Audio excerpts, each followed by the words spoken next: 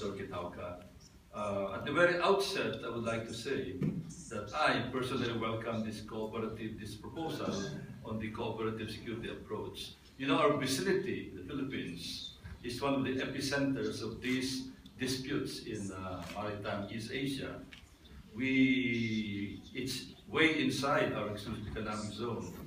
We filed a case in ITLOS, the International Tribunal on the Law of the Sea, but at the very outset, I'd like to say with sadness that China has declared that they will not honor the decision of the International Tribunal, and this is really very sad.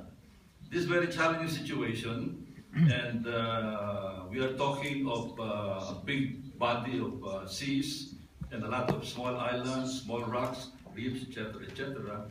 And sometimes people are diminishing the importance of these small rocks, but I'd like to say that these small rocks are going to affect, especially in the South China Sea, affect our regional and global security, affect not only the Philippines, not only the coastal countries in the South China Sea, but affect Japan, Korea, and other places, even in the United States.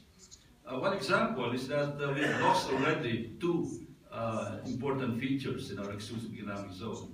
First, Mischief Reef in 1995, this was grabbed by China, and then in 2012, another big feature, the Scarborough Shoal, was grabbed by China also. And I'd like to show here that small rocks are very important.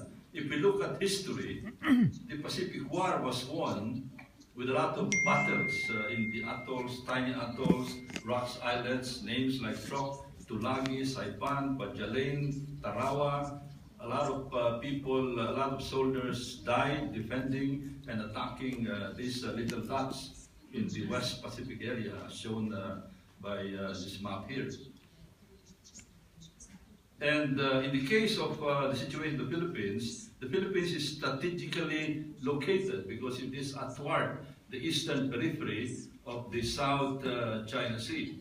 And you can see the Philippines here.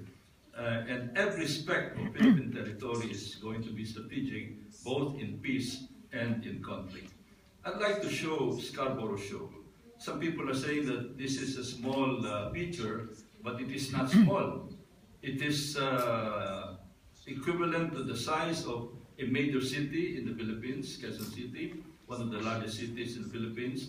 It is about almost 1/10 the size of metropolitan Tokyo. So that is not by any measure small. And it can be converted into a military naval installation, just like what happened in the Second World War. I'd like to show another picture here. This is Ulithi Atoll, about 1,200 nautical miles from the Philippines. In the Second World War, one whole fleet of Admiral Halsey was positioned here prior to the invasion of the Philippines. And you can see that this is about 3 times the size of Scarborough Shoal. But look at the ships that were positioned there. Battleships, aircraft carriers, destroyers. So you can see how decisive these installations can be. And right now, aside from Scarborough Shoal, they're also eyeing another feature, which is Mabini Reef, also inside the exclusive economic zone.